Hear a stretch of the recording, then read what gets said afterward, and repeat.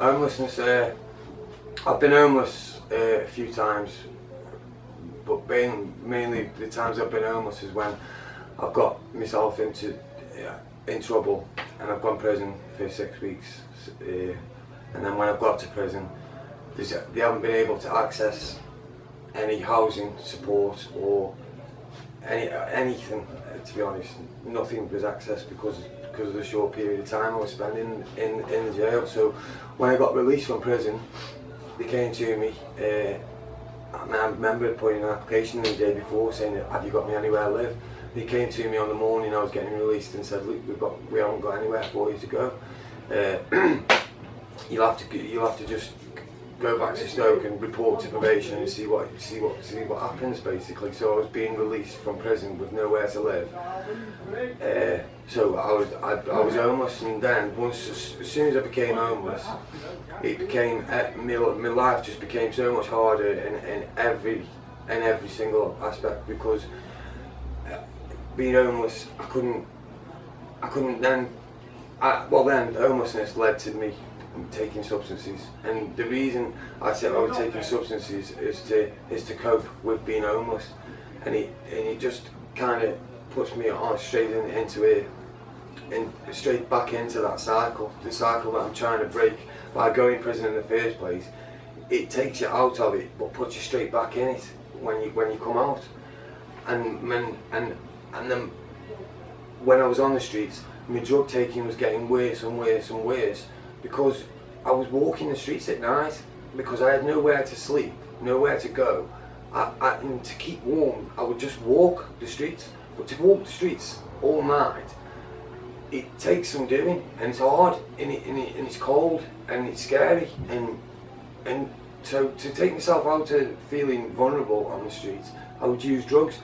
So therefore, that would then give me, well, it would make me feel like I could handle being on the streets, and I could handle being around the people that I was around, because being myself, I couldn't interact with them people normally.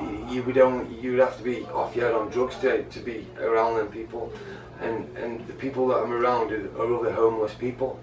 So, you know, me crowd, then my friends become homeless people. So then it's just, the homelessness is just, it's just a spiral. Slowly, it's horrible. I've slept in doorways. I've slept in. I mean, I've nearly died through cold, and all because there was no spaces in the hostels or anywhere. I've been homeless. Oh my God, we're talking probably the same amount of times since I've been to prison. I've been homeless a lot of times, and it's a case of like being homeless and having nowhere to go, and taking substances, committing crime, but at the end of the day, the only bad thing that's going to come from that is you're going to have somewhere to sleep, because you're going to go back into prison. So when you come out of prison with nowhere to live, you're on a one-way track back to there, because, well, that's what I think. You know. How did it make you feel, Cal, inside yourself, constantly being homeless, for over the last 10-15 years? Yeah, it's scary. It's scary. It made me feel vulnerable. It made me feel like shit. It made me, my self-esteem, I had no self-esteem, no motivation. It took everything from me, everything. Being on the streets just takes every last bit of whatever you've got. When you're on the streets, you're on the streets, and you're living with other people that are on the streets, and you're dealing with the same situations that they're dealing with, and you end up just getting tarred with the same brush. Whether if you are offending or whether you aren't offending, the people that you'll be living with or having to stay with out of necessity, they'll be getting in trouble with the police. So therefore, you're guilty by association, and it's not because I might have been out committing crime. It's that the police have seen me walking the streets at 12 or 1 o'clock at night. Now that night, 2 burglaries could have happened.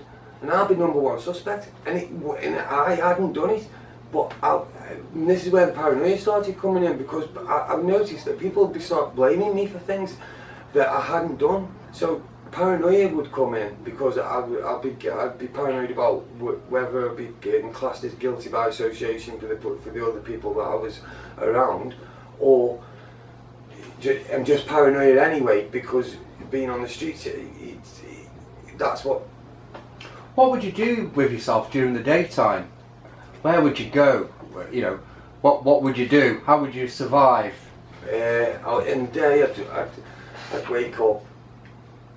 A lot of the times I was sleeping around the side of the Salvation Army, because it's got cameras, and it's as safe a place, I think, as you can get, really, for sleeping outside. So I'd wake up at the side of the Salvation Army at 6 o'clock. I'd try and get one of them to get me a cup of tea or something, and I'd get a cup of tea. Then I'd have to walk off down to the council offices. I'd go in there, try and get housing, but again they'd say, you're not vulnerable enough, you're not this, you're not that. I didn't meet the criteria, so then I wouldn't get housed.